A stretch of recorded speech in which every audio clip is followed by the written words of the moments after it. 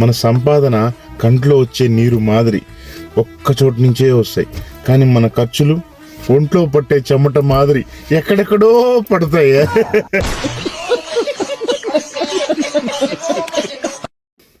ఆడవాళ్ళకి ఒక పెద్ద సమస్య ఏంటంటే, ఆమె ఎప్పుడైతే అత్త అవుతుందో ఆమెకి మంచి కోడలు దొరకదు, ఆమె ఎప్పుడైతే కోడలు అవుతుందో ఆమెకి మంచి అత్త దొరకదు, ఆమె ఎప్పుడైతే ఇంటికి పెద్ద కోడలు అవుతుందో ఆమెకి చిన్న కోడలు మంచిగా దొరకదు, ఆమె ఎప్పుడైతే చిన్న కోడలు అవుతుందో ఆమెకి పెద్ద కోడలు మంచిగా దొరకదు, ఆమె ఎప్పుడైతే వదిన అవుతుందో ఆమెకి మరదలు మంచిగా దొరకదు, ఆమె ఎప్పుడైతే మరదలు అవుతుందో ఆమెకి వదిన మంచిగా దొరకదు. ఇవన్నీ పక్కన పెట్టి మొగుడు విషయానికి వస్తే, మొగుడైనవాడు వీళ్ళందరికీ మంచిగా అసలు దొరకడు. Fixed happy married life.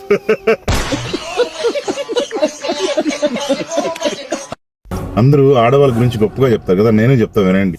మగాడు యుద్ధాన్ని గెలిచినాడు, నేలని గెలిచినాడు, ఆకాశాన్ని గెలిచినాడు, సముద్రాన్ని గెలిచినాడు, కానీ ఆడవాళ్ళు చిన్న మేకప్ వేసుకుని మగవాడినే గెలిచినారు. ఒకసారి ఒక ఆవిడ ఘోర తపస్సు చేస్తే దేవుడు ప్రత్యక్షమైనాడంట. ప్రత్యక్షమై ఏం కోరిక కావాలో కోరుకోమ్మా అని అంట. అప్పుడు ఆమె ఒక్క కోరిక కాదు స్వామి, నాకు 5 కోరికలు ఉన్నాయి స్వామి అనిందంట. సరే కోరుకోమ్మా అని అంట. ఫస్ట్ కోరిక, మా ఆయన ఎక్కడికి వెళ్ళినా నేను లేకుండా వెళ్ళకూడదు అనిందంట. రెండో కోరిక, మా ఆయన లైఫ్లో నాకన్నా ముఖ్యమైనది ఏది ఉండకూడదు అనిందంట. మూడో కోరిక, నేను పక్కనుంటేనే ఆయనకి నిద్ర పట్టాలి అనిందంట. నాలుగో కోరిక, మా ఆయన తెల్లవారుజామున లేచి కళ్ళు తెరస్తానే నన్నే చూడాలి అనిందంట. 5వ కోరిక, నాకేమన్నా అయితే మా ఆయనకైనంత ఫీలింగ్తో త్వరగా లేచి నన్ను చూసుకోవాలి అనిందంట. అప్పుడు దేవుడు నవ్వి తదాస్తు అన్నాడంట.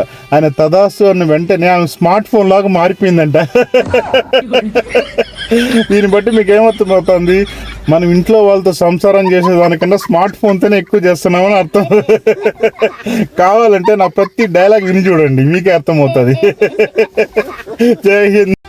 హస్బెండ్స్ అందరికీ ఒక మెసేజ్ ఇద్దాం అనుకుంటున్నాను. దయచేసి మీ వైఫ్స్కి అబద్ధాలు చెప్పకండి.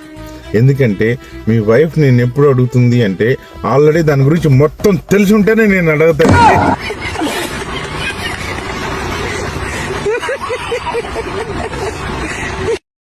ఈ కంపెనీలో అర్థం కాదు మామ, శాలరీ పెంచమని అడిగితే నువ్వేం పెద్ద పని చేస్తానో నీకు శాలరీ పెంచాలి అన్నారు. సరే ఒక రోజు లీవ్ ఇవ్వండి అని అడిగితే నువ్వు పోతే నీ పని ఎవరు చేయాలి అన్నాడు.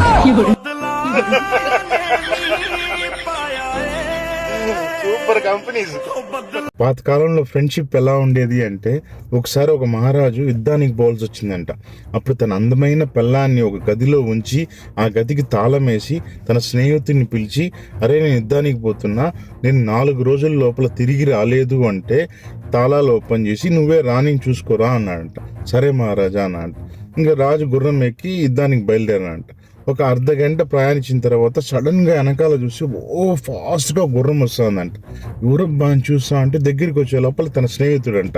అరే ఏమైందిరా, ఏమైంది మళ్ళీ ఏమైనా జరిగిందా, ఏమైంది అంటే, ఏంటి మహారాజా మీరు తప్పు తాళాలు ఇచ్చేసిపోయినారన్నా అంట. వాడికి ఎంత ఆత్రమో కదా.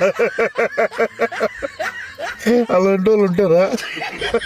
ఉంటే ట్యాగ్ చేయండి, ఉండరులేండి.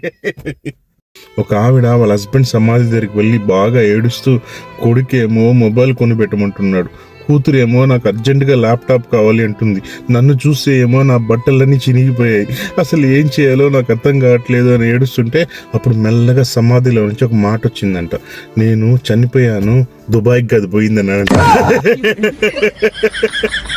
వాడికి సమాధిలో కూడా.